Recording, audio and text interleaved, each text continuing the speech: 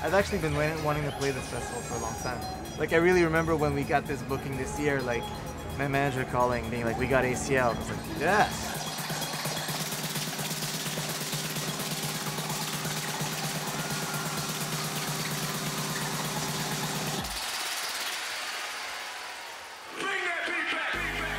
What is it about ACL? I think it's like a combination of like consistently good programming and you know, Austin in general just being a great city for music. I'm here every year for South by, you know, so it's like I already know that Austin's a great place to play, and then I think this festival has like just a good reputation of doing it right. There's not that many festivals in America, you know, like I tour a lot, and like I'm in Europe every summer for festivals there. It's festival season, and like every country has like a festival every week. Here it's like, yeah, this one, like you can count them in sort of two hands. So the good ones definitely stand out.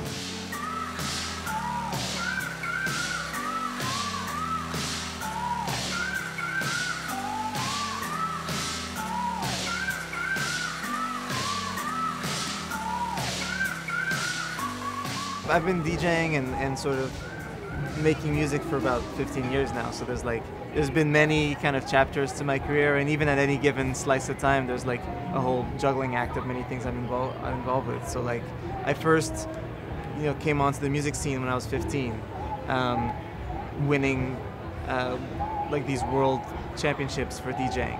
So I started DJing with the most technical side of it, scratching, turntablism, and entering these battles, and like really the sort of classic hip-hop side of DJing, you know, one-on-one, taking guys out that were much older than me and all this stuff.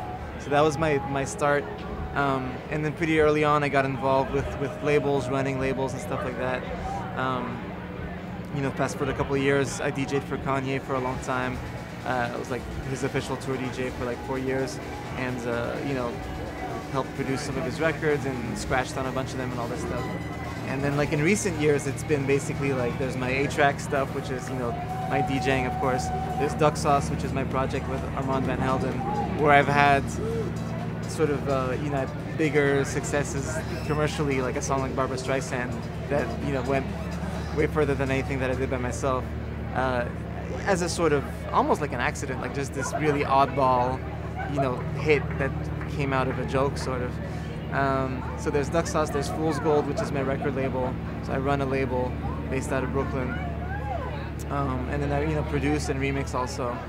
And then there's even a few other extracurricular things in the mix.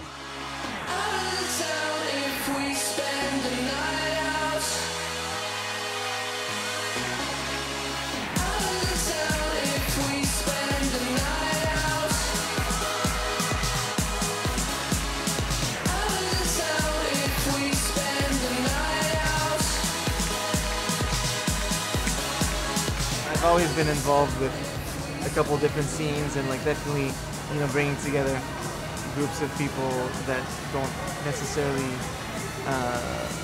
work together on a regular basis. So like, in general, I would say like, you know, bringing together hip hop and electronic music, which became a much more common thing in the last couple years. But you know, 5-6 years ago, it was a sort of weirdo idea that a couple of friends and myself really, you know, carried out and pushed for.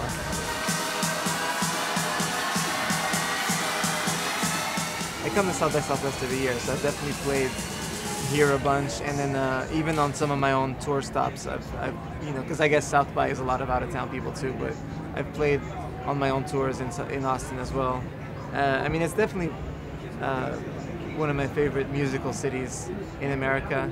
Actually, so I grew up in Montreal, in Canada, and Austin is one of the couple of cities that remind me of Montreal.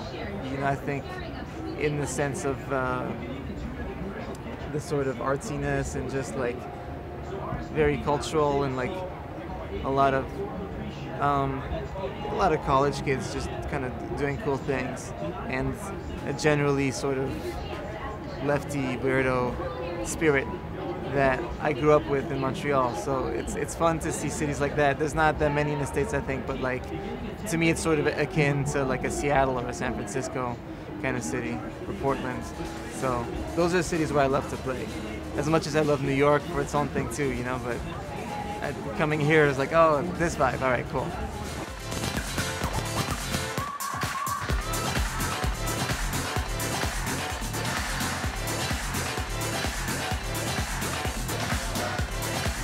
Austin, this is for those Keep Austin Weird t-shirts.